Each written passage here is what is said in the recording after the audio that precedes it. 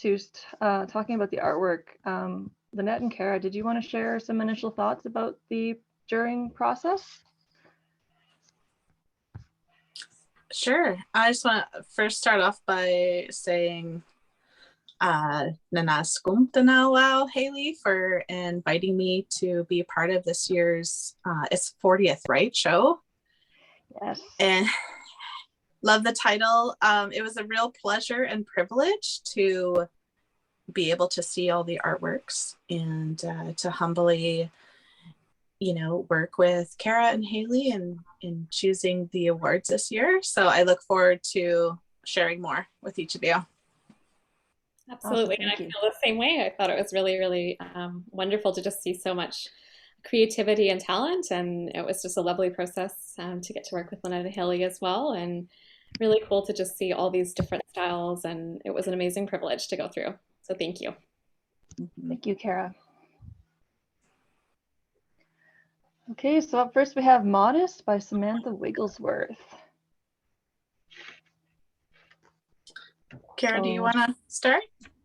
Sure, I can definitely start. Yeah, I was very drawn to this piece. I was really, really struck. I found I kept coming back to it, both by the image and the statement. I thought it was really moving and beautiful. And I think I really, really liked the contrast actually between the title of Modest and sort of the expression that I get from the gaze, which is to me reads as one of kind of defiance, or it's one that speaks of a lot of power actually, which is kind of cool. And I think a really interesting way of sort of framing this topic of kind of just meeting the viewer's eyes and not almost defying the objectification, I think, of portraiture that so often is the case. And I really, really appreciated just the mixed media components as well, and how they kind of made this piece speak to an individuality that was really compelling to me. And I thought I really, really enjoyed the geometrics as well, and just kind of how they broke that sense of the figure and kind of created a barrier, but also kind of speaking to me anyway of a kind of individuality as well. That was really, really interesting. So I thought there were so many moments of this piece that I just found I kept returning to it and wanting to explore it further. And I'd be very curious to sort of see it in the context of the full series that was mentioned as well, because I get the sense that this is kind of part of, a larger whole, and it would be really interesting to sort of see the context of that. Lynette, did you have thoughts you want to share? Oh, yes, absolutely. I also want to acknowledge that this category representational had 52 submissions. So it was no easy task, but this one definitely greatly stood out. It was all the things that you mentioned, Cara. The composition is striking. We have the contrast of the background plus the addition of the geometrics painted. And I love the idea of something 3D being in the image as well. And then being two-spirit, having that visibility, and there's like a really big presence in this painting. And yet I thought you spoke so eloquently though, Cara. I don't know if I have anything else to add around the portraiture aspect. Yeah, but it was... Sorry. Nope, go ahead. I'm just looking at this close up of the screen now. I really appreciated the little individual moments. Just, I'm a portrait artist myself, so just a little the little beauty spots on the face and just the tilt of the eyebrow and those little things that make this a very specific person. I think those kind of things are just really interesting to me, especially in a piece that's about, identity and kind of embodying these ideas. And I think, yeah, it was just very powerful to kind of connect to all those little moments. Yeah, incredible piece. Just really well done. All right. So I think if there's time, because I think I see Sam is there. At the end of this, we can open it up to questions. But right now, we'll just go through the list and make sure we cover everybody, and then we have time, we can circle back. So next up is Beach Rocks, which won the Distinguished Award for 3-dimensional. Yeah. Okay. I don't mind starting this one. I don't know if it's good to mention how many were in each category, Haley, if that's something that would interest. If you like, sure. I believe this one had 10 Mm. submissions, and I particularly enjoyed this section. I think probably as a 3D artist myself. But this one in particular stood out. The realism captured in wool is like, it made me gasp when I read the story and then learned of the material used. I just can't imagine the skill. I'm not a felt worker, like a rug hooker by any means, but the individuality of the rocks that the artist was able to capture. I don't know if Eliza's on the call being able to hear this. And it almost seems like it's underwater. I've walked many river beds because growing up in central BC, you know, the amount of bodies of waters and connecting creeks and rivers are just immense. So it really just brought me back to those times of walking along the riverbanks, and, you know, just being able to capture, like, if I were a geologist, the amount of different stones that Eliza was able to capture as well was just incredible. A lot of interest. The size of it is quite impressive as well. So that was my initial impression. And I completely agree with everything that Lynette just said. We were both really drawn to this piece, and just kind of for the same reasons, just really looking at all the details and the flecks of color.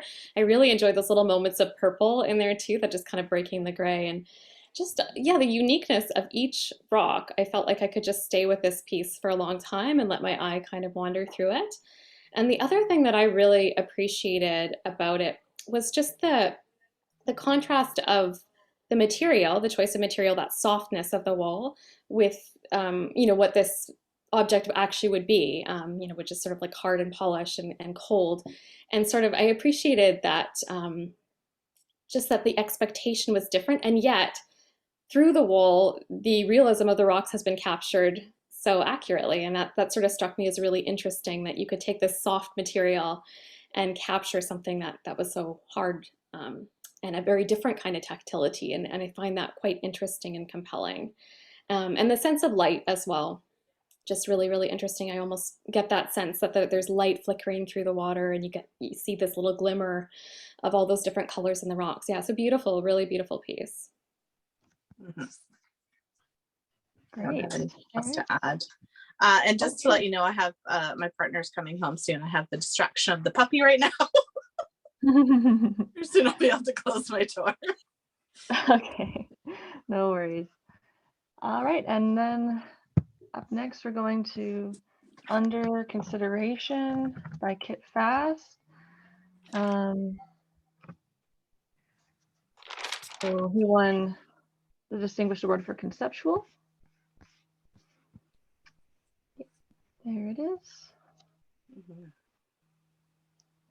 Cara. Sure. Yeah, so I really enjoyed the concept behind this, just kind of reading the artist statement and learning more about the process of this. I thought it was really, really interesting that these faces were cast from clay that was taken from the land and then kind of returned to nature, and then they're going to be allowed to kind of disintegrate into the landscape. So from the statement, I get the sense that this will be something that's rephotographed. And I'm very, very curious to see kind of how that progresses. I thought it was a really interesting way of kind of exploring identity and just connection to nature and sense of self, and that sense of entropy and dissolving, and just growth, and that sense of evolving and dissolving identity.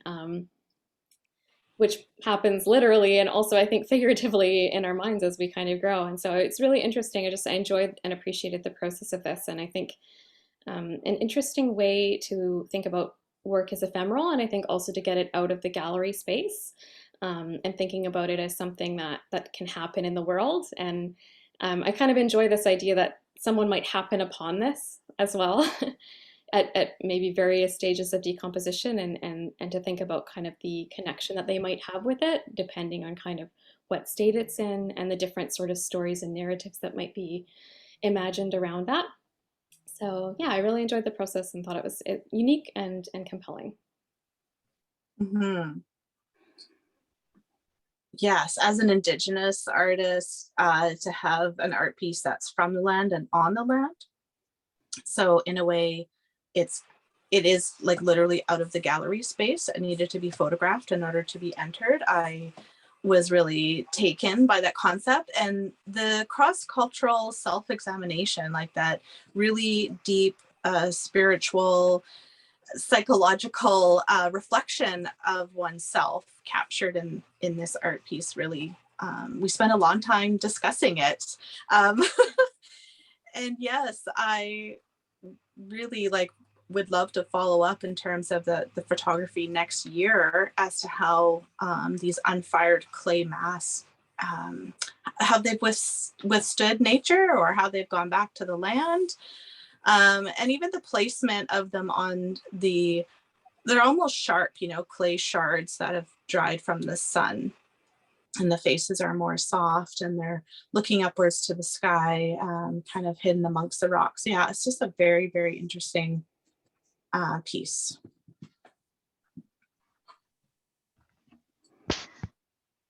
Awesome, thank you. And yeah, definitely curious to see how this might look in a couple weeks from now, or how it looks now. Head out to the creek with you, some kit. Next, we're going to talk about In Flight by Tracy Rondeau, which won the Distinguished Award for Photography. And hopefully it loads. Oh, there it goes. Yeah.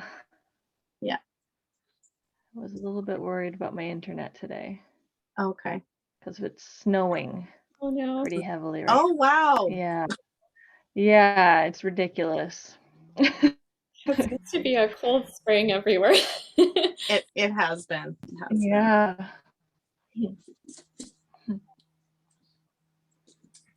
So this one here. Well, it's a slow reveal. Yeah. Keep us in suspense. Yeah. All right, Lynette. Yeah. There were just so many remarkable photography submissions. Well, I could say that about every art piece submitted, but in terms of photography, this one really captured both of our attention as to the beautiful composition. We have the softness of the background, and then the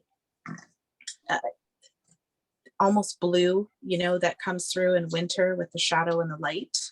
So we have some complementary colors happening there. But we talked about the amount of skill that it must take and time, and I don't know how long it took for Tracy to capture this chickadee entering into flight from a branch, but it really stood out in terms of how difficult that would have been. And yeah, there's so much to say about this one. So that was something that we discussed a lot, was the complexity, the difficultiness, but also like the softness and simplicity, just in terms of the image. Yeah, no, absolutely. I mean, just very, very striking. And I think we were both kind of blown away by just this perfectness of this capture, because the composition is just beautiful, the way it's kind of subdivided, the sense of, I really appreciated the contrast of like this minimalist background with just this flash of movement. And to me, it really speaks to, I mean, photography can be about so many things, but I think one of the things that where it really shines is this sense of the snapshot, the capture of that fleeting moment. And I really get that sense from this image, is that it's just this fragment of time, and then it's kind of immortalized in this beautiful still photograph. And the colors are just so soft and beautiful. And I really appreciate even just the way the wings, the softness of the outer feather of the wings in contrast with just the detail that you see in the body of the bird.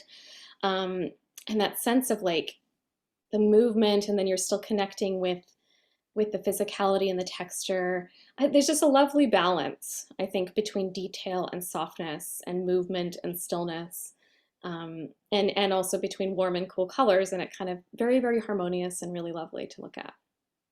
Mm-hmm. And chickadees are such an integral part of the environment, all over here. So absolutely, yeah.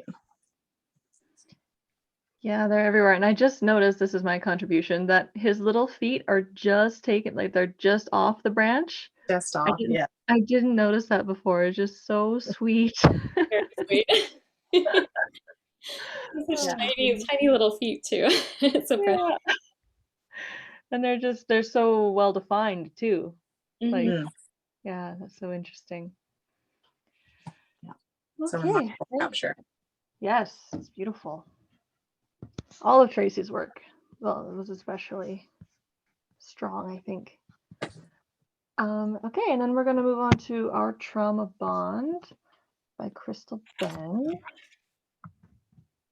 And this was the winner of the Tony Only Artist Project Scholarship award. So Crystal's tuition to the residency in Wells, which is going to be mentored by Landon McKenzie and Michael Belmore, is covered by Island Mountain Arts and our council. So yeah, so Cara, I don't know, do you want to start us off?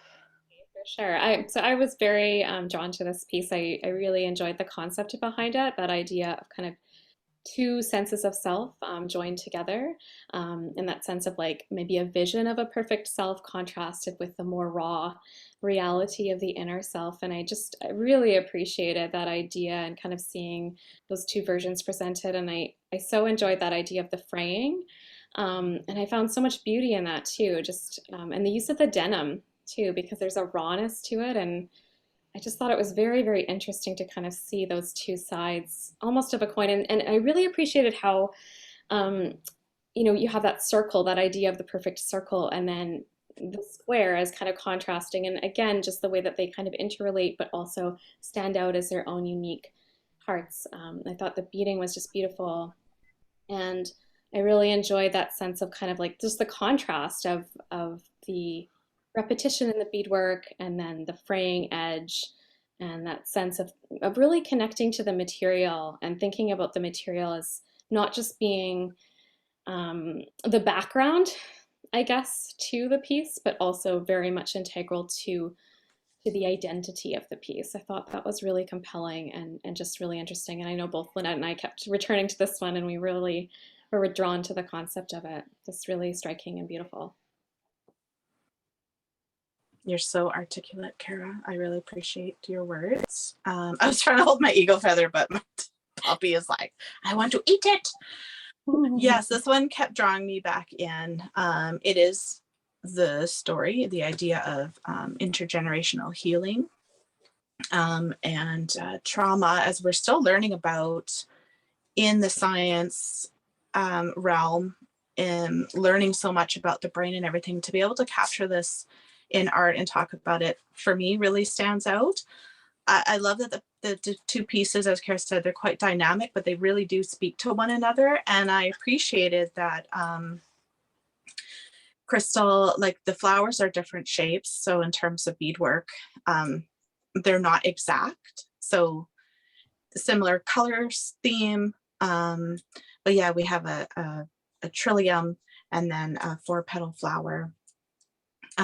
It's almost like as if, that person is the center, and then there's these beautiful vines branching out and then the little flowers. So it's like, are we reaching back, ancestrally, and then doing the work for future generations? I would love to hear Crystal talk more about this piece.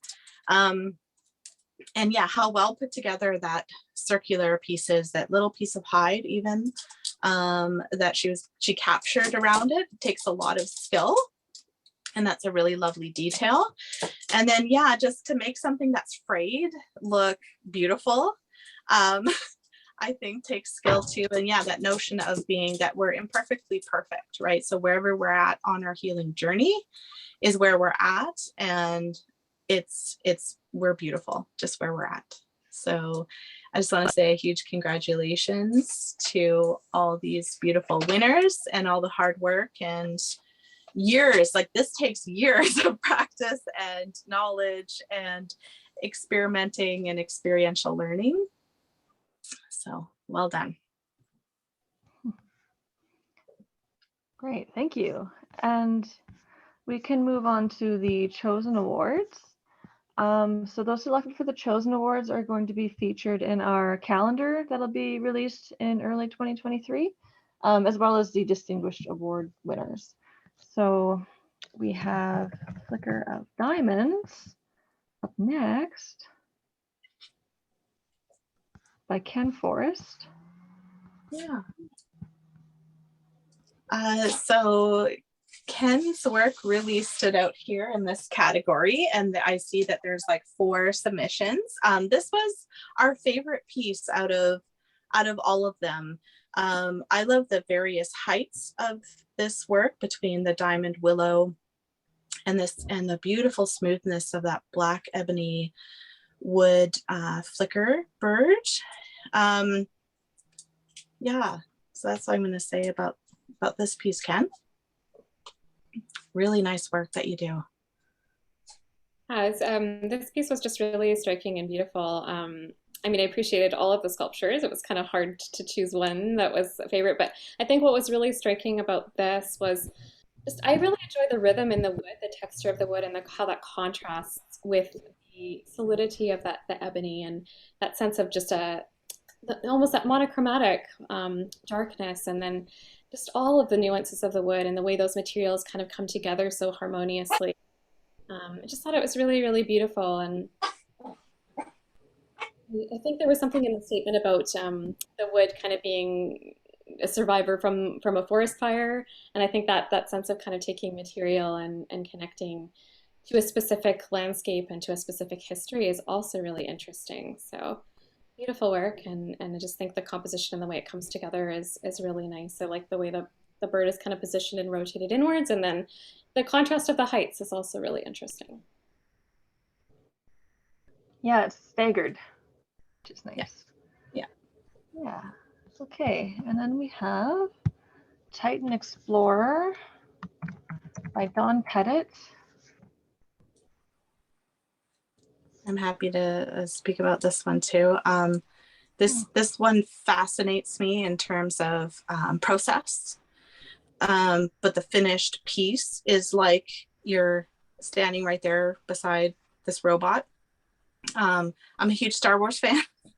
My son, who's 23, has often discussed, in space and being futuristic. So, yeah, but it's the process of Dawn's work that really fascinates me. So working with the collage and the photography, and would love to learn more about his process. Yeah. And the composition is amazing too. Yeah. Yeah, the process definitely stood out for this piece as just being quite unique. And I think I really appreciated exactly what Lynette was saying just with the composition. I think it's really interestingly put together, and the sense of light is really beautiful too. Just the way that you kind of have the layering in the landscape, and the way that your eye is kind of allowed to wander through the piece and sort of between the focal point, but also kind of pulled to the background. I think that's really interesting. The sense of like the sort of mistiness. There's a really otherworldly quality to it, and it's quite an interesting way of just sort of thinking, and obviously just a different subject matter from most types of landscapes. So definitely stood out in that regard. Mm-hmm. Great, thank you. And now we have Stony Lake Shimmer by Alex Landon Richardson. What do we want? This. And Alex is our Open Sky artist in residence, so you can go watch her. Wonderful. Yeah, you can watch her work at the exhibition in Tumbler Ridge. You can go say hi and see her process in action. Yeah. Oh, hi, Louie. It stood out just because of the colors, really. I thought different from, a lot of landscape paintings. The colors seem a little amped up, a little otherworldly. It just sort of held my attention because of that. And just the way the reflection is kind of working, the composition of the way the northern lights are kind of guiding that diagonal line that's created, and the way that it invites my eye to kind of wander through the piece.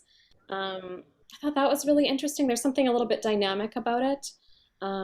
Just the softness of the movement of the water as well. the sense of kind of solitude.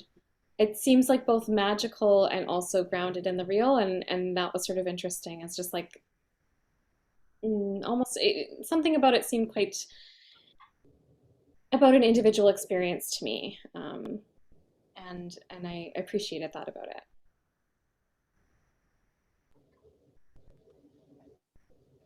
Yes, well, having grown up in the Central Interior and now living on Vancouver Island for the last 2.5 years, I miss the Northern Lights. This, yeah, was a very, I say it just draws you in. Like, I like what you're saying, Cara, about imagining yourself on this lake, and it's so calm, and yeah, it's a really interesting painting with the colors. I'm sorry, my dogs are so distracting. My partner's gonna be home any minute. No worries. Yeah, I like the almost monochromatic background with the brilliance of the Northern Lights, which is what it feels like when you're looking at them in the sky. Yeah. All right, thank you. And now we're going to move on to I'll Have What She's Having by Donna Bozarth. Well, out of the That's really several helpful. submissions, this was our favorite one by Donna, and I believe it was the composition that was really striking for us. I mean, the subject is not looking directly. Obviously, that's why there's almost like a, if you're saying I'll have what she's having, maybe there's some envy involved. The interesting pink, just singular pink outline and only half of the image, again, drawing you towards the direction that the eye is looking. Yeah, it's a very interesting sketch with the addition of the painting and the pastels. Yeah, 100%. I think this piece, for me, it captures this interesting, candid moment. And I really appreciate the expressive gestural energy of it. Just the way that the hair has been handled, the kind of delicacy of those little tendrils, the way it contrasts with kind of the planes of the cheeks, the expressiveness around the eyes, a sense of light around the eyes, that little bit of a pink blush on the cheekbones. That little moment of blue shadow, like underneath the chin towards the one side of the neck, as well as kind of around the eyes. I think that's really beautiful. And there's something about that pink line. I don't know. It's really interesting, and it really held my attention. Especially the way that it's just going. It kind of stops halfway. It's like it. I don't know. It's like a train of thought, or um, a sense of self, or something that's breaking off and kind of turning into something else. There's just something really interesting to me about the expression of the eyes. It's you really feel that this figure is looking at something, and as a viewer, you don't know what that is. You can't really access that, but it kind of tells a story, and you can imagine all these scenarios of what might be happening here, and where this person is, and what's happening, and just kind of the sense of capturing and freezing this individual at a very specific moment, but then we're kind of denied access to what that is. I think it's really interesting. Mm-hmm. Yeah, I just really personally love this drawing as well. And is it for sale? Oh, it is. Interesting. Okay. Okay, and we're going to move on to, I don't know if you can help me with this pronunciation, Lynette. I know it's Cree. I know. Yeah. Okay. I don't know about I don't know like the word for frozen, but ike aquatic ottoman, so like frozen strawberry. Ah, perfect. That describes it perfectly. Thank you. Okay. Yeah, by Adrian Greyeyes. Yeah, this piece was really beautiful. I really enjoyed sort of the statement, and the way that kind of created this story of connecting with this the life cycle of the strawberry. And I really appreciated, I enjoy this idea of wearable art and art that you can carry with you. Um, and how this was a sort of a very personal moment, that it's captured in this lovely way, and just the colors and everything in the beadwork. It's just so beautifully put together and interesting. And yeah, I love that idea of kind of taking this very personal connection with a moment in nature, and thinking about that as a life cycle, and connecting that to to personal experience. I thought it was really lovely. Mm-hmm. Yeah, there's you've nearly said everything. Yeah, I really like the uniqueness of what the artist, the beadwork artist, was capturing here, like that idea of a certain time of year, the idea of a frozen strawberry. I mean, it's skillfully done. You know, their beadwork is quite lovely, and the use of the color going into the edging like that. And the blue, I guess, is representing the frozen hay when strawberry flowers are usually white. And strawberries are culturally significant as well. And the word for odorman relates to the heart. It's called the heartberry. So yeah, I was really grateful that this artist submitted this wearable art. Yeah, it's beautiful. And I can see like the life cycle reflected in the edging around the earring. Mm-hmm. It's like Mm-hmm. something that goes round and round, right? Mm-hmm. Very cool. Okay, thank you. And now we're going to go on to The Shack by Kim Ans.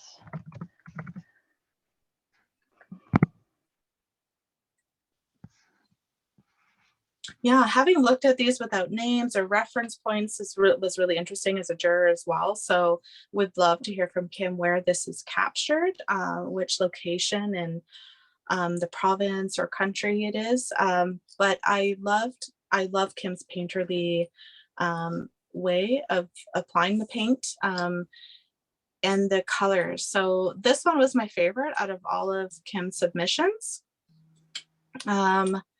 I don't know. There was a lot, the idea of like, is the shack abandoned? Like, I just feel like this whole story in this piece, you're walking along and does it belong to them that they know?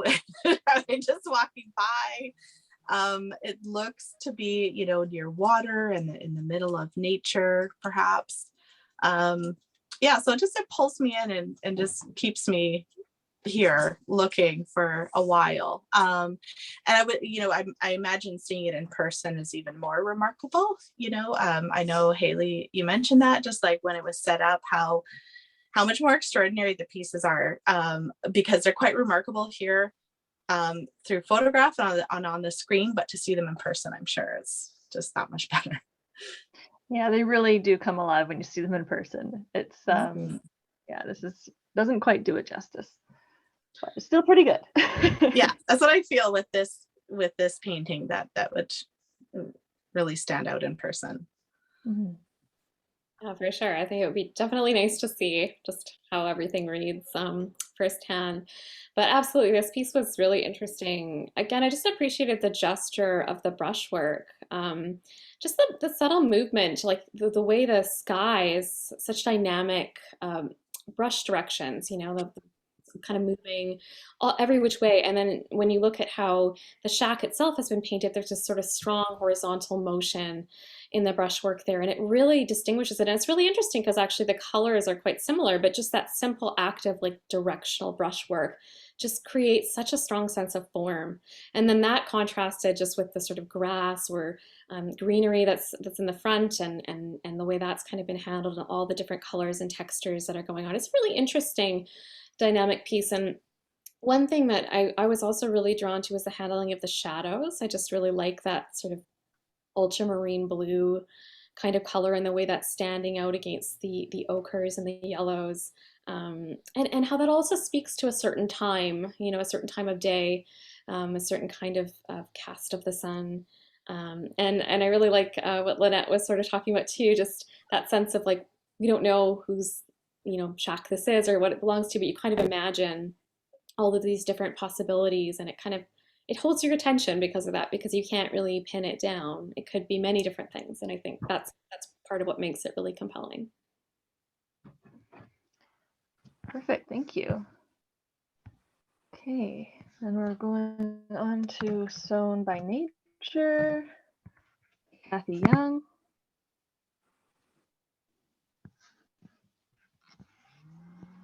Come on, internet.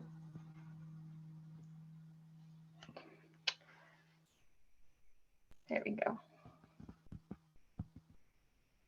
Yeah, so this piece really held our attention, I think, because the subject matter was just different. You know, oftentimes when you see plants, they're kind of very vibrant and, you know, full of life. And this was this very sort of monochromatic um, sense of just the browns and the ochres and the steady. And there's something about it that's just with a stark black background really just holds your attention. There's, you know, right on the subject. And you get that sense of light, the way that everything has been articulated there, the lovely delicate texture of those little I don't know what they are, but those sort of little fuzzy tendrils on the plant there. The way that there are some cast shadows as well onto the stem there, which are really lovely. The way it kind of emerges from the dark. There's something a little bit like dramatic or almost like a Renaissance type energy, Rembrandt type energy, but then kind of applied to this sort of dead looking type plant, which is sort of interesting to me. I thought that was a cool thing, you know, to kind of paint something that might be overlooked. Um, it's not a typical subject, and I think it was very compelling kind of in that way. And I really appreciated the use of contrast and light. Mm-hmm. What I love about art is how we get to put our subjective spin on things. Exactly all that you said, Cara, just about like I don't recognize this plant. So as someone who has spent a lot of time on the land and studies in my own way the plants, and as a beadwork artist, and because we're known as a flower beadwork people, having a relationship with the land is so important on so many levels.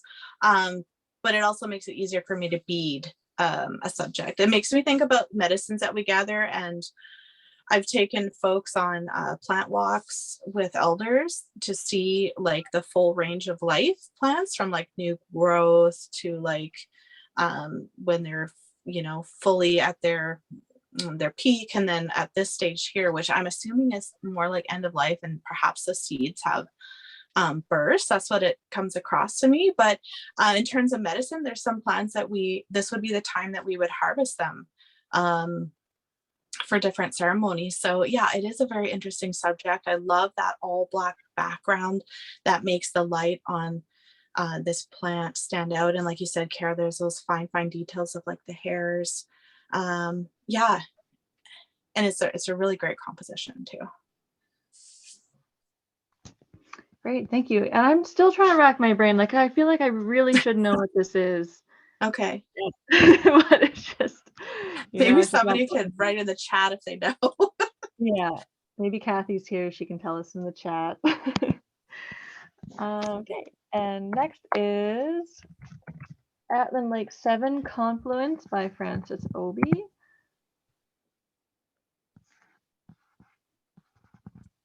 I think it's my turn first now, is it? Sure. Okay. Loved the series by Francis. It was, yeah, all of them just pull you in at the expansive. I've never seen Atlan Lake yet, so I imagine it's quite a large lake.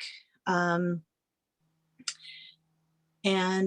interesting that it's you know, it's very soft and muted, expansive, and it's just so calming. Like, so for me, again, my subjectivity is growing up fishing on a lot of lakes and living by a lake, and there's so much that the water holds. And so in their story, and I'm using they because I just don't know people's pronouns, so just excuse me if yeah, so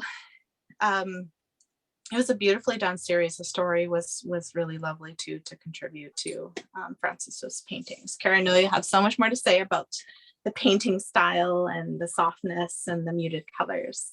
I totally. But we really wanted one of the series photos, or yeah, paintings to be entered here.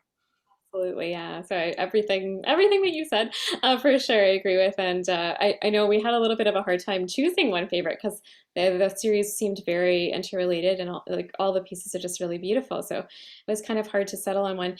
For me, what sort of caught this one, I loved the softness of the top of the way the landscape connects with the sky, and how there's that sense of like mistiness or fogginess, or the clouds kind of coming down and obscuring that line. And actually that's sort of what won me over with this one, because it created this sense of something almost mystical, or just that sense of joining, like rather than separation between the sky and the land, that I thought was really interesting. And I also really loved just the way that the one sort of clean, clear line is that edge of the lake, the way that it just kind of splices the picture, and just the way it's positioned compositionally, I think is really interesting. It's kind of nice down in that lower quadrant of the painting, and then the colors in the lake itself are really beautiful to me. And that strong sort of horizontal brushwork and that little streak of like purple mauve. I don't know, I really loved that. I just thought it was so beautiful, and kind of spoke of like a very sort of specific type of atmospheric day. Um, and you know, just looking at the sky, it's kind of very gray, but you obviously get that sense that there's some light flickering through, and something very meditative and very peaceful about it. I really appreciated it. Beautiful. Thank you, Cara. All right. And now we're going to move on to Little B by Kaylee Oldershaw.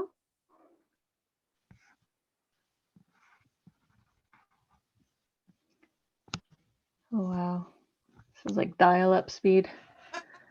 It's not, not super bad. Oh, let me close these tabs and maybe it'll help. There it is. Okay.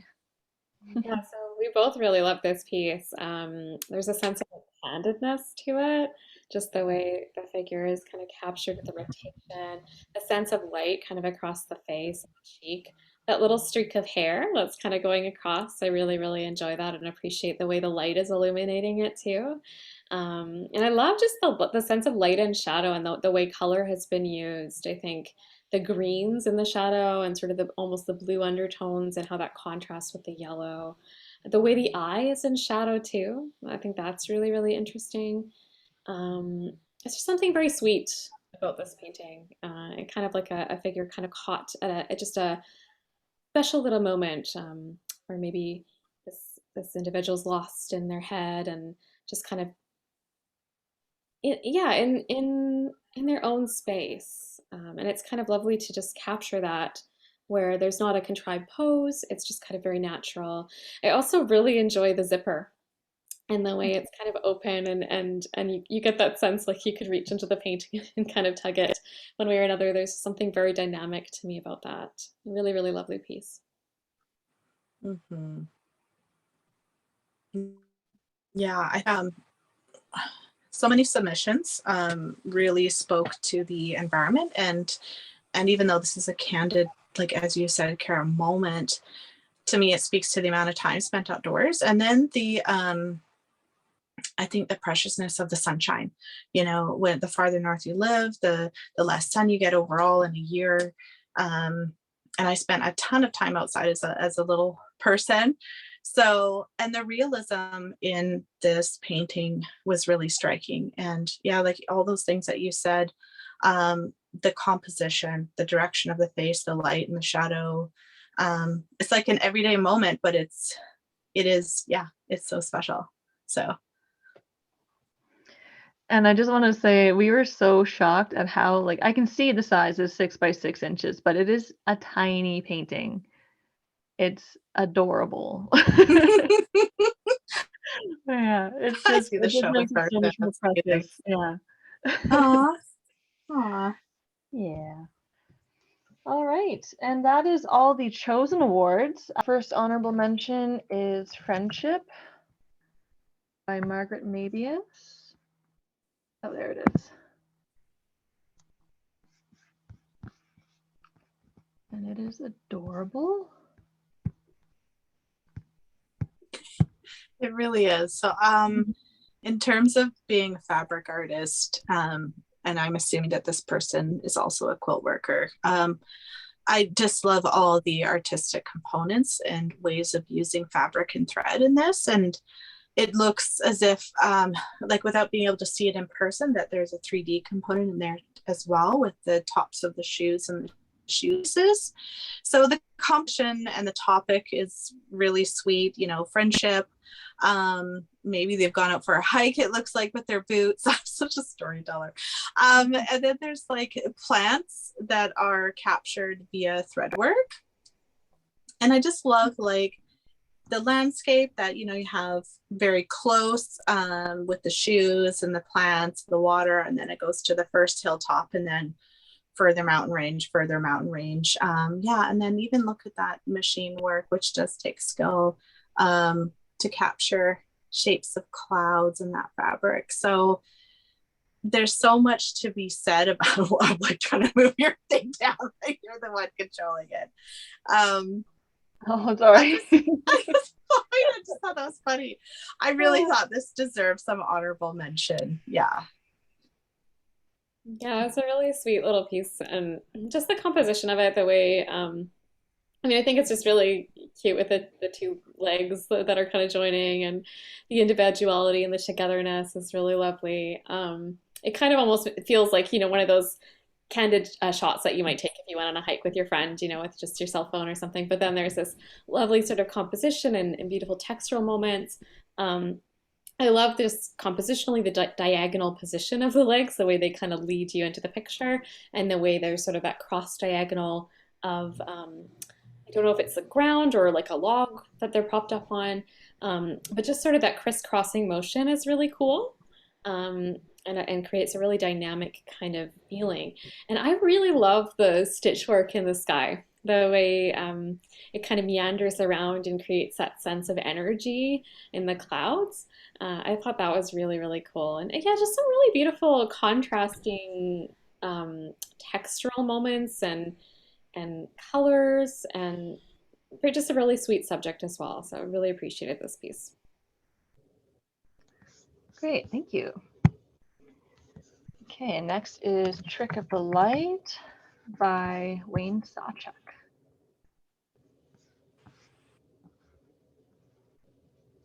Whew, dramatic.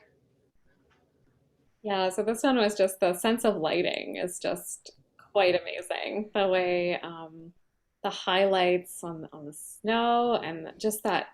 What I always amazes me about these kind of high contrast snow compositions, it's so cool to think of, like, you know, technically all that snow is like what we might think of as like white, but just the depth of tone that you can get within this monochromatic surface is just incredible. And that sense of depth, and just the peaks and the lines, and just the way everything is kind of composed, and the way that you can kind of see the rock peeking through and breaking the smoothness. It almost makes me think of like fabric, like the way the texture of it is, the way it's kind of been draped, like fabric kind of catching the light. There's something really lovely about just the drape of this landscape. And then just the monochrome of the sky, in contrast with all the nuance and complexity within the snow surface, is also quite striking. Just how smooth that area is, and then how dynamic everything else. Yeah, just really, really beautiful capture. Yes, exactly. And this seems like at a fairly even, so to be able to capture something so clearly is probably quite remarkable. I don't have anything to add upon what you said, but yeah, this one I could stare at for a really long time. I like your word, Haley, dramatic. It just does. And a lot happens in the atmosphere at this level too. It's seemingly calm, but we know it's not. It's ever changing. Mm-hmm. Yeah, it's beautiful. It's like the snow is like shining like satin almost. That's how luminous you it said, is. Cara, like fabric draping. Yeah, it's very strange. Yeah. Yeah. Great. Well, thank you. All right. And next is Bergeron Through the Looking Glass. There it is. By Tiffany Heteny.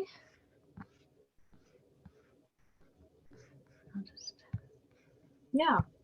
It's a very interesting concept. As mirror, hike up this place, get the right angle. The clarity in this photograph is, to me, really stands out. It's like when you zoom in, or if you could see it in person, all the details on that mirror are very much in focus. So it's like how they were able to get the background in focus, the mirror, which is up front, and then also the reflection in it, blows my mind. Would love to know more. Everything's in focus.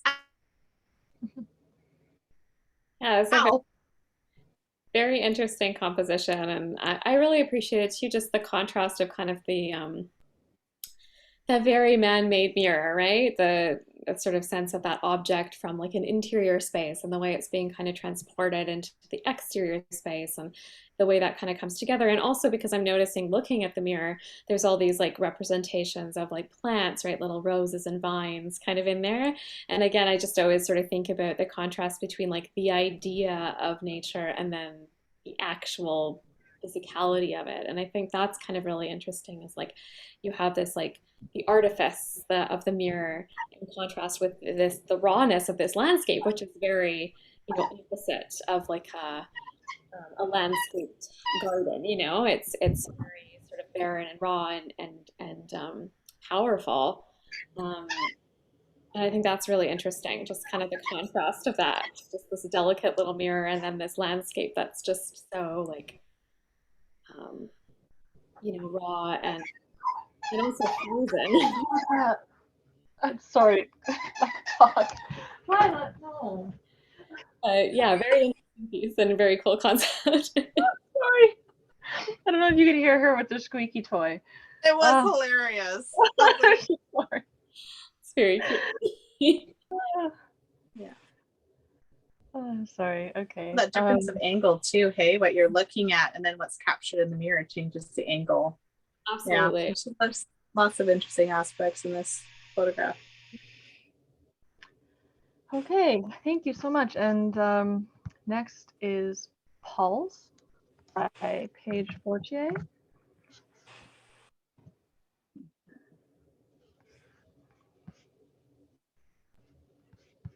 Yeah, so this one, I really love the color. I thought it was just the complementary tones, which is so striking with you know, the oranges and yellows of the sky and then those sort of blues and purple tones and just the contrast of the light and the dark and the interplay of them and the rhythm of the motion in the background. There's something about it that reminded me a little bit of Van Gogh, just with those sort of rhythmic, concentric type circles in the sky and the way the sky is kind of taken on a life of its own and just the way the brushwork is so dynamic and so directional and there's this lovely repeated sense of mark making.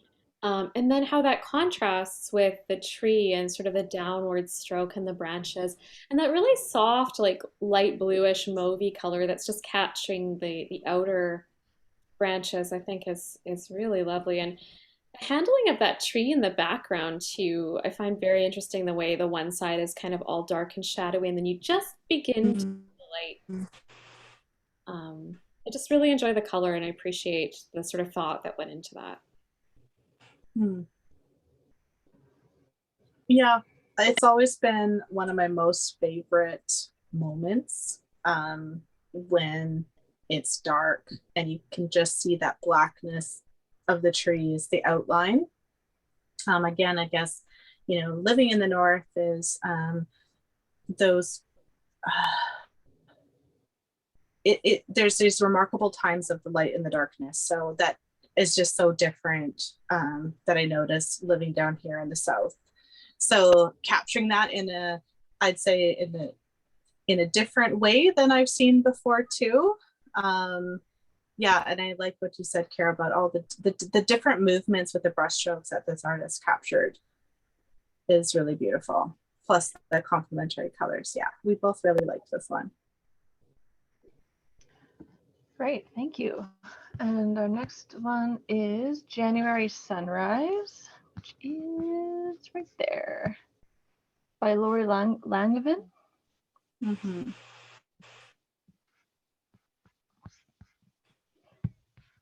Yeah, so watercolor to me is a fascinating medium.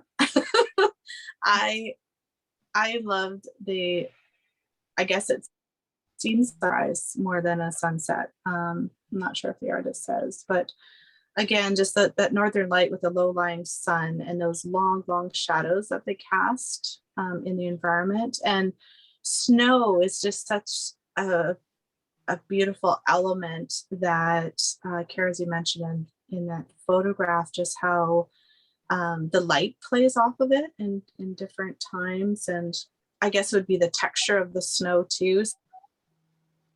So side and the grass poking through, and it's like a field. And I don't know, this one just has a beautiful, like you're standing in your kitchen window looking out with your cup of coffee, and it's so peaceful. Yeah. Again, it was there was several paintings submitted by this artist, and this was our favorite. Yeah, I love that description, Lynette, of standing in your kitchen window with a cup of coffee looking out, because it very much does have that feeling of kind of almost being cozy inside and looking out at this lovely scene. And I think what I really appreciate about it too is just the warmth in this snowy landscape from the light. That sense that this is not a cold or a hostile type snow. This is a very like warm, pleasant snow. It's a beautiful day, and those sense of the long shadows and just the way that pulls your eye into the horizon line is really lovely. And I love just the moments of grass and the way they've kind of formed this lovely arc um, in the foreground, and how they have these kind of more gentle shadows as we get away from the intensity of the light. Um, I think there's just again lots of really beautiful painterly moments in this piece, and I appreciate how the medium of watercolor has really been used differently in different moments of this painting. The way the sky has kind of like, been handled to allow the water almost to do its thing naturally, whereas, in the foreground with the trees and the grass, there's a little bit more of an articulate stroke going on. And I think it really creates that sense of like looking into a landscape and having these elements that are closer to you, that are more detailed, and you can see all the little moments of texture. And as it kind of, gets further away, things become blurry and a little bit less focused, but you get those patches of color and the sense of the light and the shadow. And I also really love how that line of trees in the background is not perfectly straight. You have that sense of the variation in the moment and the arc and the landscape and the snow. Yeah, lovely sense of movement, lovely sense of light. Perfect, thank you. Okay, and then we have It's Okay, But It's Not Okay by Margaret May.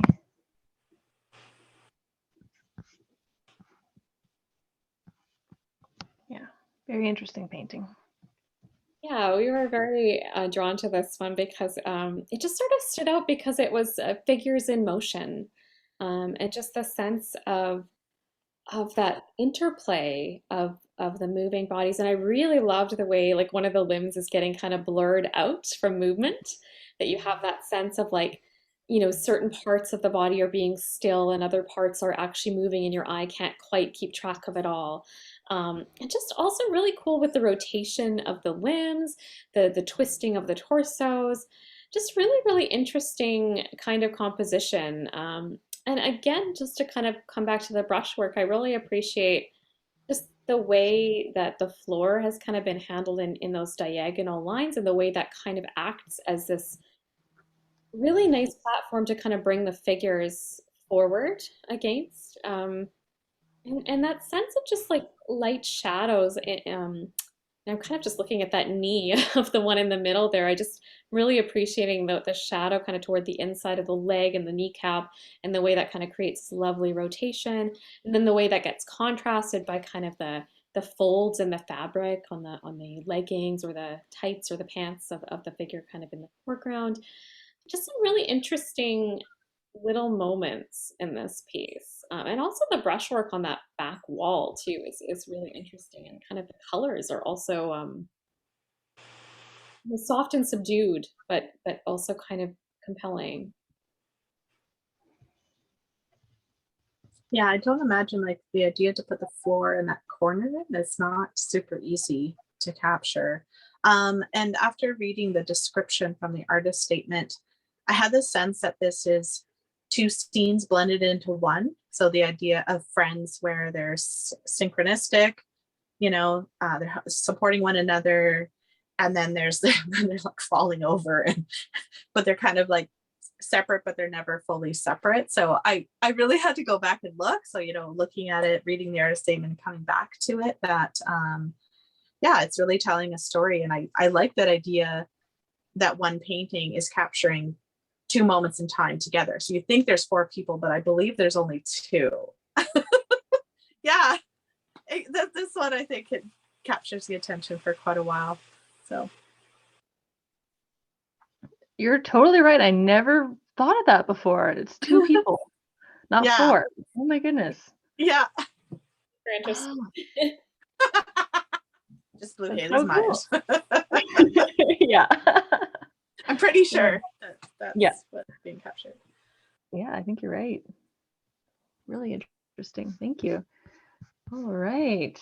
And then we have Abandoned Native Cabin, Tesson Lake, Yukon by Joseph Johnston. Mm-hmm. Beautiful. So we really loved the angle of this painting. It's not what you would expect. And it's, it made me question, it says abandoned, but is it really? Just the way things are left. That the window is here, so you have the light coming in, and then when you walk into cabins, there's this coolness, right? So I get the sense of warm and cool with the light, and just like it's just interesting if you've ever been in an abandoned cabin, you may or may not find these items. So it's like everyday items, probably in the middle of nowhere, so-called nowhere. Yeah, we really love the perspective, the composition of this painting. Yeah, super cool. And again, just the sense of light, that patch of light that's kind of coming in from the window and flooding that section of the table, and the way it gets like just washed out in that way. I really like that. It gives a sense of you can almost feel like the warmth from that. And just that sense of looking down at these empty dishes and the way they've kind of been arranged and staggered. The perspective of that little bottle that's in the foreground too is really, really cool in the sense of like just the highlights on that. I really appreciated that. And there's also this sense of like just the way that it's angled. I almost feel like I'm kind of just like almost pressed up against a wall. Like there's a little bit of like it's really coming into my space, and the way that I'm kind of feeling integrated into the space. And the brushwork is really beautiful too, just the textures on the old wood, the way that you kind of see these little grooves and cracks. The way that the back of the cabin wall has been handled, I think is really, really lovely too. Just like the streaks of light and dark. I can really feel that texture of like aged wood that's kind of like been weathered, and maybe the window has broken open and it's been exposed to some elements or something. Um, and I think the dishes, there's something really like lonely and sweet about um, that sense of like the lives that did inhabit this space. You kind of just can't help but construct these narratives, imagining like when they were last used, and what was served on them, and who did they belong to, and just thinking about the histories there, and the traces of something that is now gone. It's a really interesting subject. And there's definitely a story that comes through with this one, and a mystery. Absolutely. Mm-hmm. All right, thank you. Next we have Grizzly Bear, Thunderbird Sun Chief Totem by Curtis Dickey.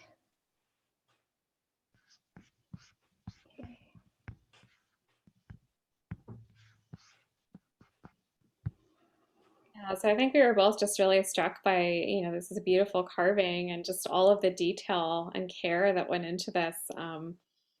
I was also just really struck learning how high it actually is. It's quite a tall piece. So I just really think about this must be cool to see in real life and get to really connect with that in a 3D kind of perspective, and get to wander around it and notice all of those intricate details, um, that you might not get to see online. I think especially with sculpture, it's hard to feel like you get to connect with it fully. But I just really enjoyed all of those little carved moments. It's cool to see the detail shots too, where you get to see the little expressions, all of those kind of textural, articulate little nuanced things, the little fingers on that figure at the top there, just really, really striking. I really appreciated the time that must have gone into this, and just the thought in the composition, and really thinking about the structure as well. I think the addition of the little figure actually made me think that it was smaller than it was for a while. And then when I read the height, I was kind of surprised at that this is actually, I think it was close to 3 feet tall. Was that? Yeah. Um, yeah, 44.5 inches. Yeah. It's almost 4. Pretty, Oh. pretty tall. I'm like imagining that coming off the ground. So yeah, very Mm. piece, and lots of really intricate, beautiful details. Yeah, I appreciated the artist statement, being an Indigenous artist from the coast and then living up north there, and hearing about those cross-cultural similarities. So as someone who's grown up diaspora too, like being Métis and Duck Health territory, it really made me appreciate that, and makes me think of my late elder, who would often talk about more about our similarities and our differences. So here we have like red cedar, which is not found in that location. And yeah, just so much thought and story and symbolism goes into here that is culturally significant. So yeah, it would be amazing to see in person. And then this artist talks about wanting to create like a dream of doing a full-scale totem. So yeah, just really well done. So many parts, and not being a carver, I know there's so much more that could be spoken to that I'm just not able to, Absolutely. Yeah. in terms of skill and more. For sure. Yeah. Perfect. Thank you. Okay, and then we have Blue Shadows Red Fox by Gary Lowe. Mm-hmm. So many great photographs and paintings of these beautiful winter scenes with the remarkable light. Foxes are so endearing. They have a lot of meaning for me personally, but yeah, and there's so many of them, right? And I have stories around folks being able to feed them right out of their hand. They're shy, but they're not shy, and so I think in the artist statement, it's part of that story as well too. So I like this captured moment in time by Gary. They're just, yeah, the light, the shadow that's more blue, and just even the position of the fox. It's almost like a sense of, am I staying or am I running? Am I safe or am I in danger? And I think that is probably the true interplay between foxes and humans. So Totally. The sense of light in this piece again is just really lovely, that you really get that sense of the light filtering through the trees, and maybe the coolness of the air and the shadows, and that feeling of just kind of being in the snow, and just getting that little sense of sunlight kind of getting cast across the scene. And I agree totally with what you're saying, Lynette, just with that sense of like the fox, the way the fox has been captured, it really is a snapshot. It's that flickering moment where maybe the fox has just noticed you looking at it, and there's kind of that moment of connection or interspecies relation, and you're kind of noticing each other, and interacting with each other. And I love the little tracks in the snow as well. That sense of just the way the oranges and that rusty tone of the fur of the fox kind of just contrasts with that really beautiful blue of the shadow. Very, very striking. And just the lines too, actually, of the trees and everything. There's kind of to me, a keen observation in this piece of that, the beauty of the chaos of the forest, like there's been a real attempt to capture the way branches move. They're not too orderly. They kind of have different directions, different widths, different movements, and there's kind of a lovely notation of that, I think, in this piece, which I really like. Perfect, thank you. And then our last honorable mention is Balance by Carol Liu. Very cool to see the paper cutting in this exhibition. I don't think I've seen that before. Yeah, so this one, it stood out to us because, the paper cutting was just so detailed. And I think both of us were kind of just really mind blown by thinking about, the delicacy of hand that would take to just kind of really connect with this and to cut all those edges in all those different directions and all those little moments. It's just really, really cool to see the motion of this piece. I really appreciate the lines and the variety of kind of patterning, I think was really striking to me about this. Um, that sense of like just movement of the scales and the way that I kind of get this sense of how that body is moving in space in paper, which is quite striking to me because I can see sort of the twisting, and there's almost a sense, even though it's flat, I get a sense of projection forward. Um, and I really appreciate the feathers as well, and just how soft it is are overlapping. Just felt like a very well thought out piece. I appreciated the statement as well, and just sort of thinking um, about the connection to a personal kind of history. Um, yeah, really, really lovely and neat to see just a different medium too. I think and how you can communicate these subjects through a paper cutting, which is quite remarkable.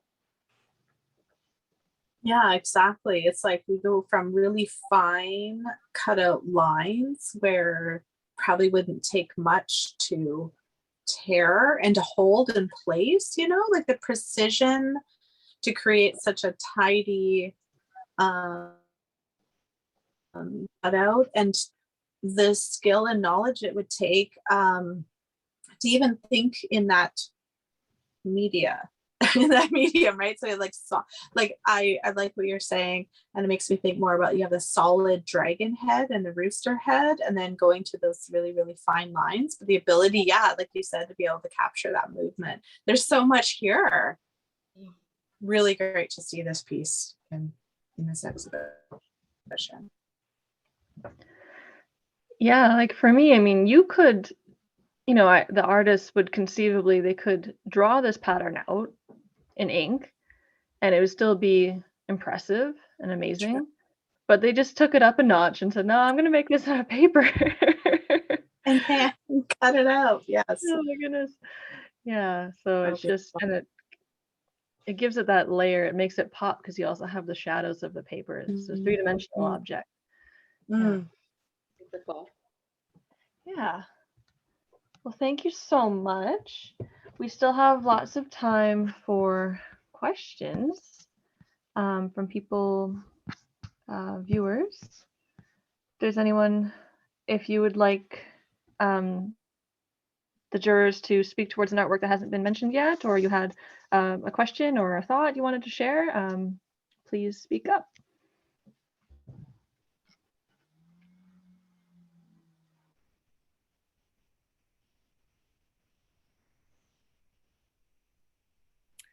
Hello.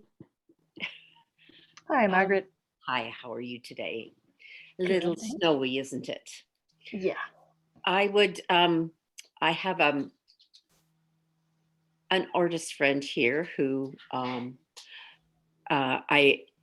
put in the one called Owl, and I would really like to hear what the judges have to say about that artwork, because she doesn't understand her worth. Oh. Okay, I can pull it up. Thank you. Yep.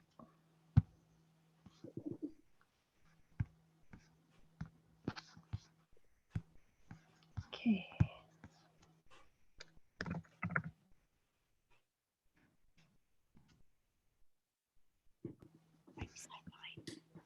All right.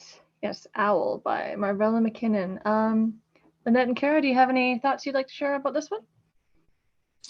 For sure. First, I just want to say what a lovely gesture from a good friend. Um, are we able to make it a little bit bigger? I do remember this piece.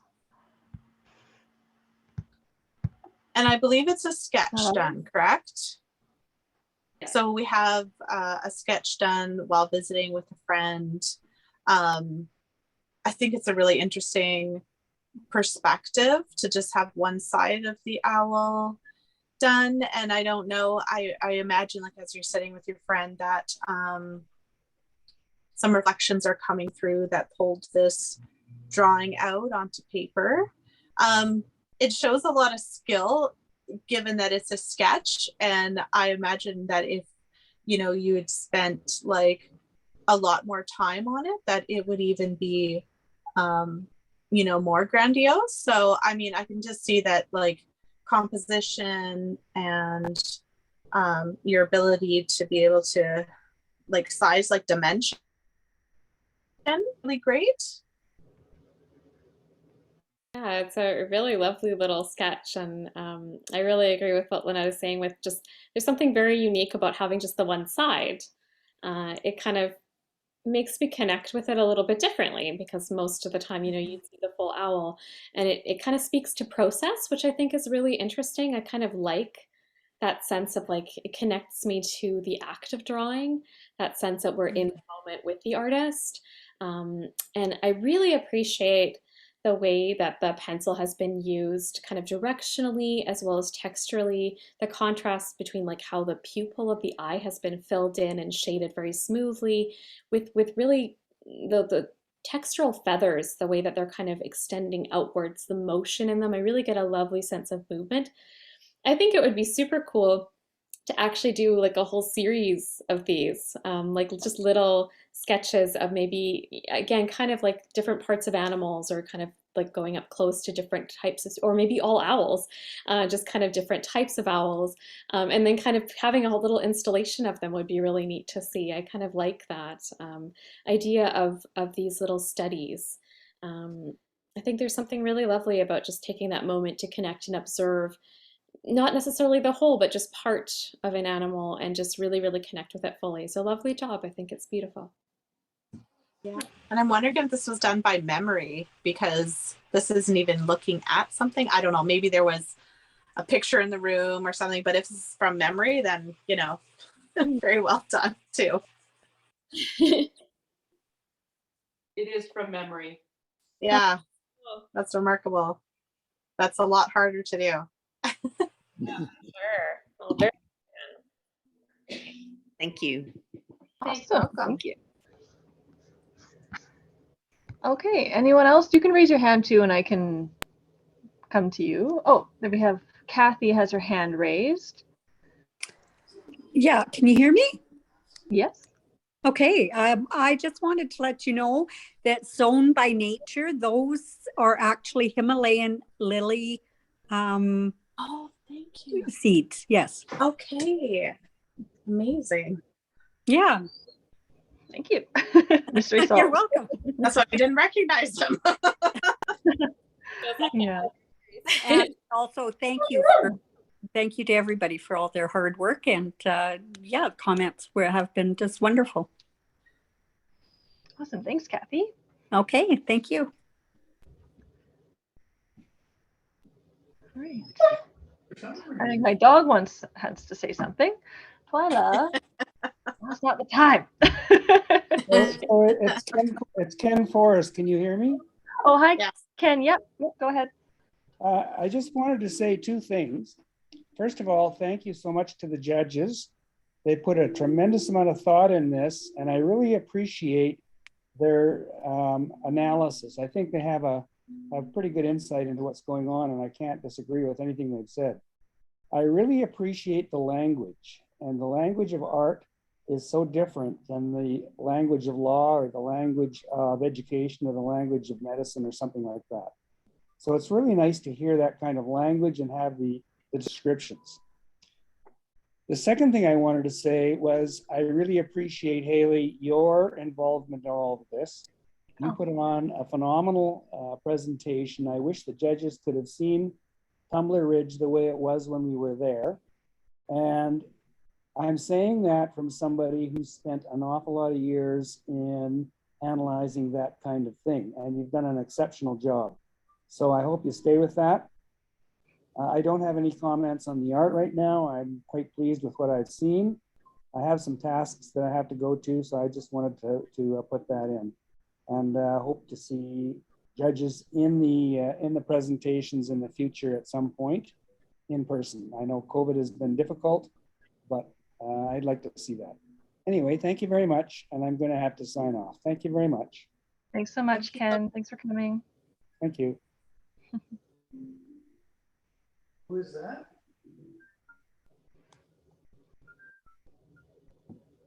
Okay, does anyone else have a question they'd like to ask, or just a thought they'd like to share? I don't know. I don't have any questions. Just I'd like to follow up on what Ken is saying. Thanks to the adjudicators. The walkthrough has been very valuable, I think, this year.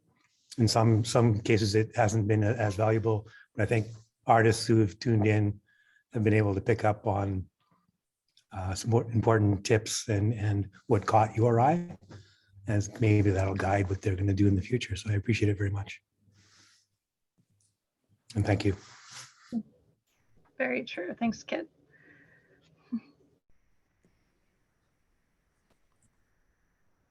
Hi, I had a question. So specifically more geared towards Cara, just because you're a fellow portrait artist. I was wondering if you had any critiques for my work. Just simply because this kind of unique situation, you know, I am still in my current bachelor degree of fine arts. So any critique would be amazing.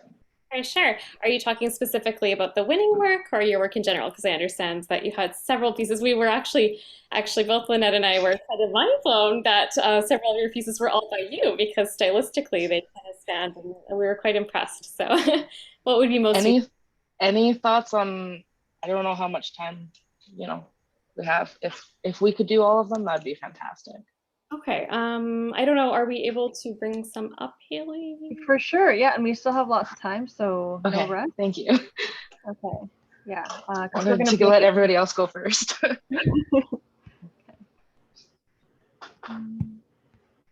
Sharing screen. And let's see. We can start with Palmarium. Sure. Let's make this a little smaller. Yeah, I really loved this piece. I thought, I mean, I love hands. If you've looked at my work, you'll know that I'm really drawn to hands. I think they're such an interesting way of representing people, because we do so much with our hands, I think, especially as artists. And I really appreciated the sense of light in this piece, and just the little moments that you can kind of almost see, like the little hairs on the arms. I think that's really lovely. I think you're using color beautifully, just with the sense of the shadows and the light. I think, yeah, I would love to see, like, you know, I mean, maybe it's my bias towards hands, but I think it'd be cool to do a series of just gestures and kind of studies in that, and kind of seeing them all together would be really, really interesting. I think Lynette and I both felt this was like maybe more of a technical study. I don't know if that's accurate for you, or if there was a specific sort of like, was this more technical for you, or was there kind of conceptual behind this that you were really wanting to convey? This was actually 100% a technical piece. Yeah, I was trying to reteach myself skin tones. Yeah. So I think you did a beautiful job with that. I think as a technical piece, extremely successful. I mean, definitely you could, if you wanted to kind of push this into conceptual territory, you could definitely take those hands and really think about kind of gesture and meaning and identity through them. I do really appreciate the little moments of like jewelry as being like specific to a person and kind of the history. So I just always kind of think about like where you could take this, but I think it's a beautiful piece. I think it's a beautiful technical study. I think if you like working with hands, if you like working with skin, it would be really cool to just sort of, yeah, do a series and play with gesture and meaning of gesture and the way hands connect to specific people, doing different hands from different people, and kind of creating an installation almost of them would be really, really interesting to see.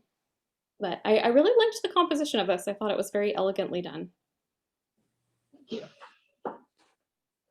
Lynette, did you have any thoughts you would like to share? Well, I was feeling a little excluded. Oh, I'm my sorry. mom is no, it's totally fine. It'll not take it personally. My mom is a portrait artist. So yeah, we could definitely tell it was technical, but yeah, very well done. Yeah, I can't add any more, but thank you for asking. okay, no problem. I think one artist, I don't know if you know them, Sam. Do you follow Chloe Wise? Sam? No, I don't. Oh, you should definitely check out her work. I'm writing that down. Yeah, amazing portrait artist, and also does a lot of work with hands and food. And she's hilarious, so I definitely recommend checking out her Instagram for some inspo. I'm always looking for inspiration. Yeah. And then we can move on to expression. So I really liked this piece a lot. I think something just really compelling about the way those eyes are looking at you. I just feel like they pull you in and they kind of hold you and you just sort of want to stare back at this figure, and just the tilt of the face, the lighting, the way everything's propped up together. I think for me, one critique that I would have a little bit with this is actually more to do with your statement, because one of the reasons from your winning piece, I found your statement just so compelling and so moving, and because it's so personal. I totally appreciate what you're saying here, that you like to let it speak for itself, but I just wonder if there's more that you could say without pinning it down, to kind of leave it open, because I love the openness of this piece. I kind of love that you kind of, you can look at it and create your own narrative. But if there's also a way that you can talk about it in a way that sparks that same kind of personal connection, even if it's not in the same way that you talked about the other piece. I don't know if that makes sense, but I feel like this piece, you could do a lot more in kind of talking about this piece to give that opportunity for interpretation. But I think the actual piece itself, there's something about it that's just very, very compelling. The way the highlighting on the glasses is working, the way you have that sense of like wetness on the teeth and the highlighting. Technically, I think it's beautifully done. I think also, to me, there's something really compelling about the expression, and I think it's a little bit different. It stands out, and I think that's, to me, is where your work is really going to shine, is that connecting with those really unique expressions and those unique moments, and kind of thinking about, I'm actually thinking about this piece now, just the strength of the gaze in contrast to your winning piece for Modest. Both of them really hold your gaze with that connection of the eye, and there's a strength in that, and I think that's really, really interesting. I don't have anything really technically to say about this piece. I think it's handled really, really nicely. I like the cropping.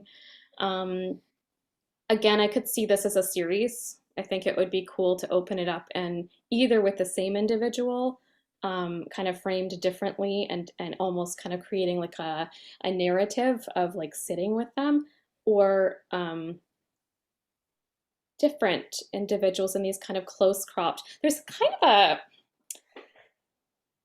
and something a bit unsettling in a good way about the closeness. It's very in your face. Very in your face, and I think personally, I love portraits that kind of create a little bit of a, like, they force a different dynamic, from that, like, oh, I'm perfect and sitting here. I think it's really interesting to kind of have ones that confront you and ones that stand out. I would love to see this really large. Like, because 24 by 36 is pretty large, but like, have you ever done anything like really, really large? I have done one piece that was 4 foot by 8 foot. Yeah, so like this, Yeah.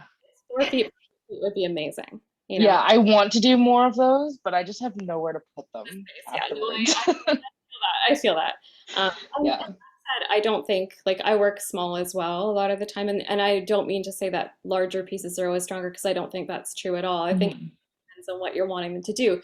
It's just that in this specific piece, because it's so like so in your face, I think it would be cool to see what it does when it is big. And one suggestion, you know, you could, if you have struggle with space and storage, you can unstretch or paint on unstretched canvas and even just leave it like Mhm. and that there's a rawness to that too. That could be interesting. Yeah, I really like this piece. I think you did a beautiful job with it. Lynette, did you want to share any thoughts? Yeah, I think it just takes an incredibly amount of talent to get this much realism, you know, and maybe I'm not like fully in that world. And like I said, my mom is does a lot of portraiture and is able to capture like what you're able to get, like just the detail in the hair, but to be able to capture people's faces and especially eyes is remarkable. So I just want to say like this one was really well done and it definitely captured my attention too, just like technically how well done it is, and the glasses, being able to see through but also the light, you know, it's so beautiful. Yeah, I think the glasses are really well handled. I think like technically, I think the face is really, really well done. I'm just looking at the hand in the foreground. Like if I had to say something, if you're wanting like technical critique, I would say maybe like just paying attention to the direction of the brush strokes a little bit, like because I'm sensing a very strong horizontal motion. This is not a bad thing. This is just something that I think about when I'm painting form is Mhm. I might think about when you're wanting something to like really appear rounded, like the sort of the pockets of the I don't really know what you call these, but like in between the joints on the fingers, those kind of little pockets. I always like to kind of mold like cross-directionally a little bit to give that sense of oomph. I don't know if that makes sense, but I think you've That handled totally does. Yeah. yeah, the planes of the nose are really beautiful and like just kind of I have a really cool sense of that little like frown in the forehead. And I'd like to see that in the fingers. I think a little bit more like the puckering of the joints. Maybe even a little bit more. Again, this is just musing. This is not like I think it's beautifully done. I don't think you'd need to change anything, but like something to explore in the future is like even pulling a little bit more like greens into some of the shadows too, especially as you kind of get into that foreground area. Um, Usually in hands, like I find, at least in my hands, I see a lot of blues, like a lot of the sort of veins coming through. So sometimes getting a little bit of those greeny tones can really create that sense of the transparency of the skin and kind of seeing that in there. But those are just things to experiment with. I think it's a really lovely piece. Thank you. Yeah, and the pulling the greens and the blues, that's what Pomerium was actually made after this one. Great.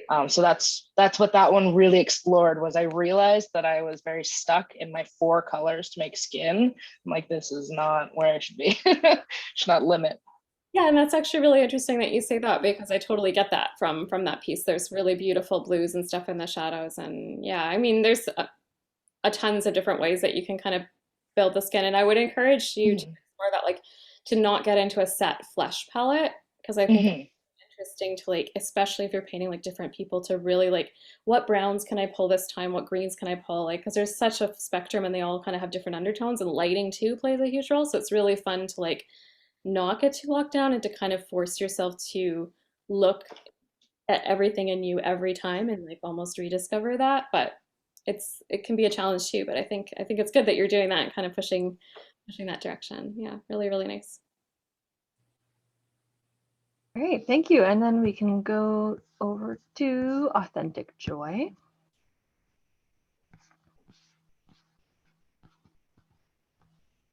Yeah, so this one's really cool again. I appreciate I can see this sort of series of exploring expression and this sort of sense of that getting marked in the face and the history of that. I think it's really, really cool. I enjoyed this piece. I thought it was it kind of made me laugh as well, like share in the emotion of the character. Again, I think super cool to explore. This is a series of like almost like real emotion versus like staged emotion too, and like where that line is of like what is a pose and what is a real reaction could be very interesting to kind of pin that down.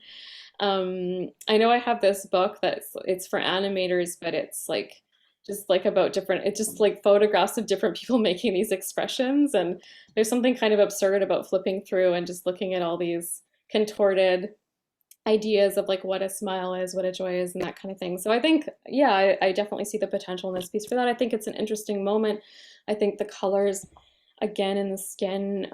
You've kind of explored the blueness of the shadows and through the forehead. Um, I feel like you could amp up the contrast or the highlighting maybe a little bit if you really wanted to bring the sense of roundness in through the cheeks. Like I get the sense that maybe right on the cheekbone, maybe a little bit more of a highlight. Another thing I really like to think about, and it's hard in this piece because of course this person has a beard, so you don't really see the bottom part of the face so much. But usually what I find is when I'm painting a figure, the bottom part of the face catches a lot of like blue, more blue. So even just that pocket of the cheek that's kind of going into the beard, it would be interesting to see like a little bit more of like a purpley or a blue tone in there. And then maybe like a little bit of a warmer highlight kind of towards the top part of the cheek. But again, these are really subtle, small things. I don't think, I mean, Sure. I think you've handled it really, really well. Just things to think about for future. I really love how you captured the sense of a wetness again on the teeth. You're very good at that highlighting and that sense of, so definitely amp that up and push that in your other pieces. I think that's a strength of yours and it would be cool to see that. But I really got that sense of like the light catching that. And I think, yeah, I think you could play with bringing that sometimes a little bit into the skin too, because sometimes you get really strong. Do you have like lamps and stuff that you work with? Do you normally- Yeah, I have 2 big studio lights. Perfect, yeah. So kind of play with just like I guess how close it is and how far away and the kind of glare you're getting on the skin. And the other thing is play with, if you can, if you have like a studio or a nice window that you can do studies next to, there's a really big difference between like painting under natural light versus artificial. I find if I light a figure with a window versus a lamp, I get completely different tone, and both are good. It just depends what. So it's nice to kind of just experiment with that too, because you'll get a lot more spectrum of colors under natural light. So that's something just to consider, even if you can't paint under natural light all the time, to have that as like a study experience can be nice to like have that creep in and inform. Yeah. And these are done from photographs, correct? Yes. So one thing, it's great to paint from photos, and but I would always encourage you to still observe your subject firsthand, even if it's just take mental notes, because the photo will strip out color. And it's really nice for shadows to have that memory of like, oh, that was blue, or that was green, or it had this little rainbow in it.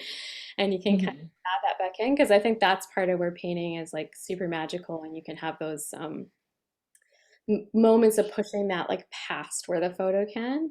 So yeah, really beautiful job. I think I love the texture of the hair and just like the uniqueness of this expression. I think is really cool. The crinkling around the eyes and everything. Thank you. And Lynette, did you have anything you'd like to share? No. Okay. Very Hard to well add. done. Yeah. Yeah. All right. Okay. So we only have a couple more minutes. Is there anything else anyone else would like to be discussed? That was a sentence. Raise your hand, speak now. Hello. Hi, Kathy. Hi.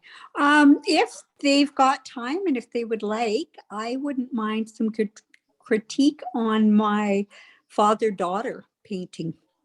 It's All right. quite different. Yeah. Okay. I will bring it up.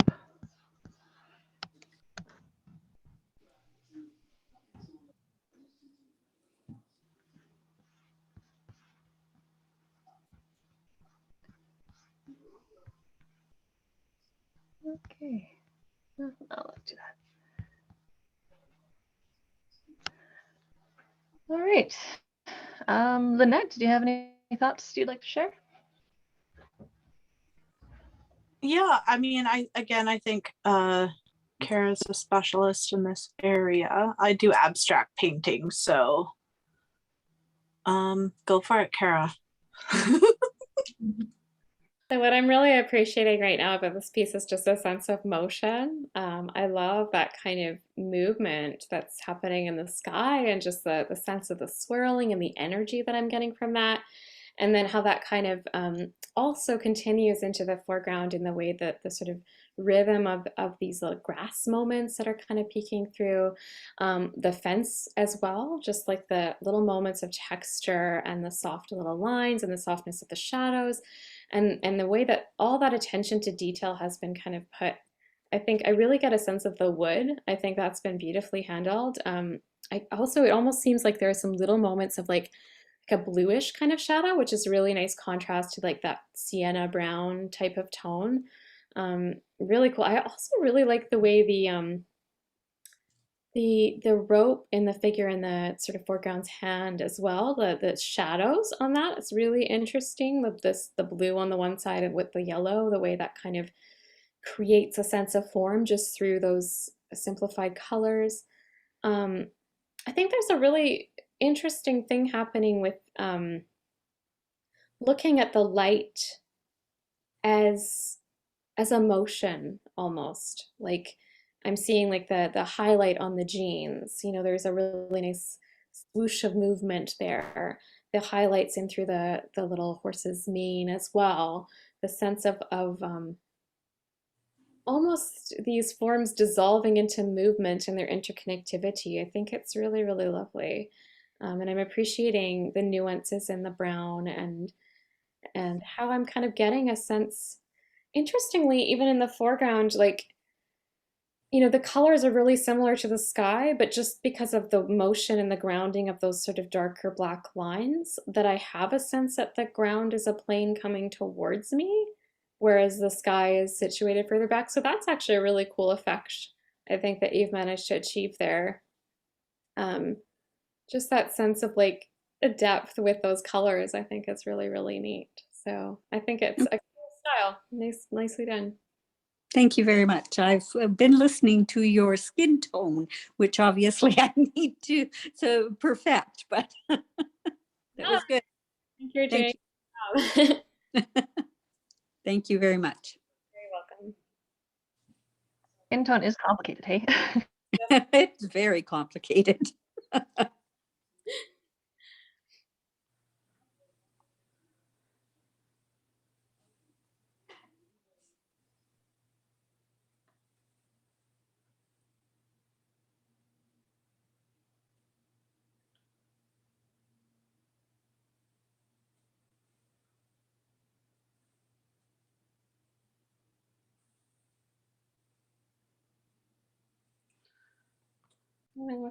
Did Haley freeze? Oh, there's everyone. You're all back now. Okay. Okay, well, I think we're going to take our hour break. And then Cara's going to come back and give her artist talk at 7. And then 8 o'clock, Lynette will be giving their artist talk. So yeah, please join us in an hour. It'll be the same link. In case you're not able to come back for those, I just want to remind everybody about the People's Choice Award. You can vote on the Open Sky website or in person at the exhibition, and also the ekphrastic writing contest. So, and if any of the artwork has inspired some sort of writing, poems or songs, anything, you can enter that into the contest, and there is a $200 award up for grabs. So you can find that on our website. All right. Well, thank you so much for sharing all your thoughts. It was really in depth and valuable walkthrough, I think, this year. So thank you so much for your thoughts and energy that you've put towards that. And yeah, we will see you again at 7. Thank you so much for having us. Thank you. See you in a bit.